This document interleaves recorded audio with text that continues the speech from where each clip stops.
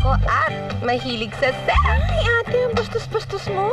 Tanga, masarap yun. Basta alam lang yung kiliti mo. Kasi ako, gusto ko laging tumatawa kahit sa kama.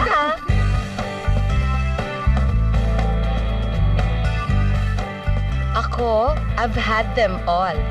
Small, medium, large, extra large. Minsan extra small. Small?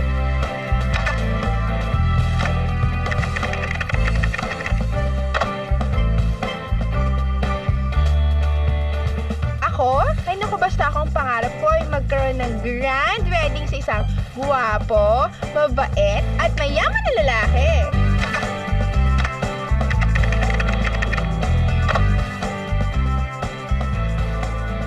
Ako, hindi ko na inisip magkasal.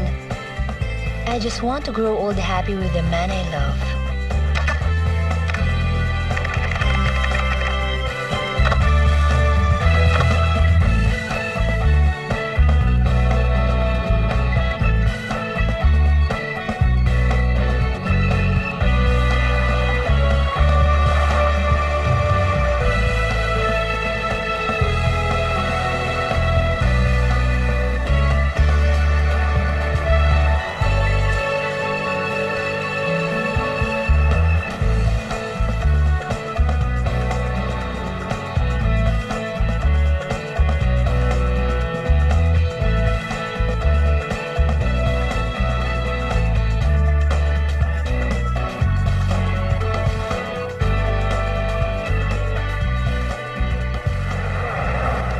Mommy, ilang taon kayo na nagka-crush kayo?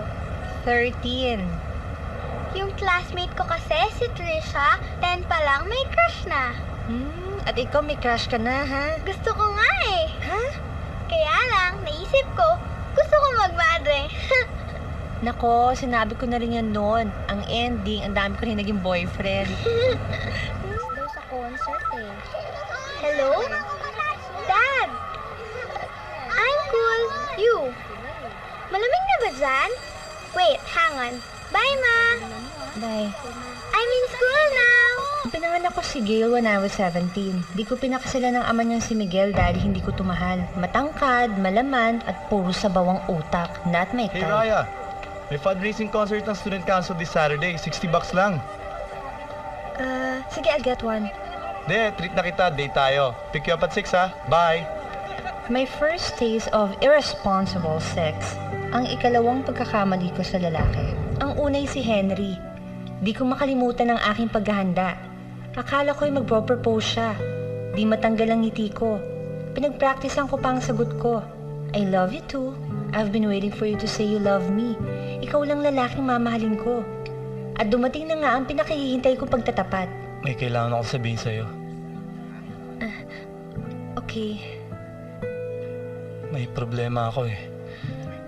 Yung duda mo noon na tinanong mo kung may ibang babae. Totoo yun. Ano raw? Pakirewind nga.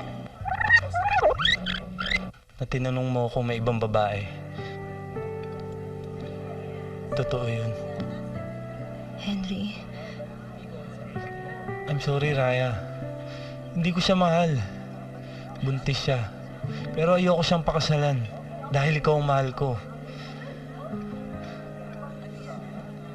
Pero wala akong choice. I'm sorry. Shit. Tama ba itong naririnig ko?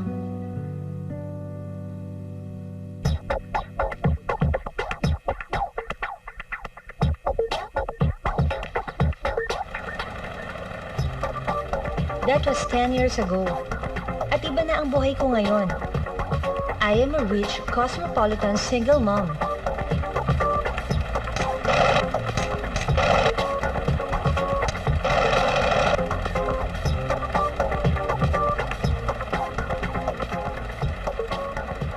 Parang naglabas na tayo ng ganitong design 2 summers ago na iba lang yung sleeves. Ma'am, wala pa ho ako nandito. Eh baka isipin ng mga buyers natin, nagre-recycle lang tayo ng mga produkto natin. Hindi pwedeng next week, last week. Jigs! Expect yan. Hindi pa nailalabas sa customs. Eh kailan pwede ilabas yung ibang tela? Baka maunahan tayo ng labas ng kalaban. May broker na akong kausap. Nababasa mo nga ang utak ko, no? Correct. Kaya nga dumudumi utak ko, kakabasa ng utak mo eh. Ma'am, sorry. Hindi kayo. I'm sorry. Yes. Ma'am, pasign po.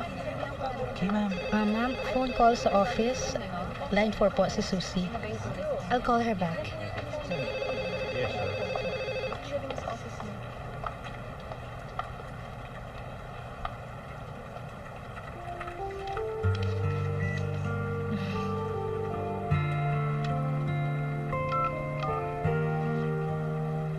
Hi, Anton. Thanks for the flowers, ha?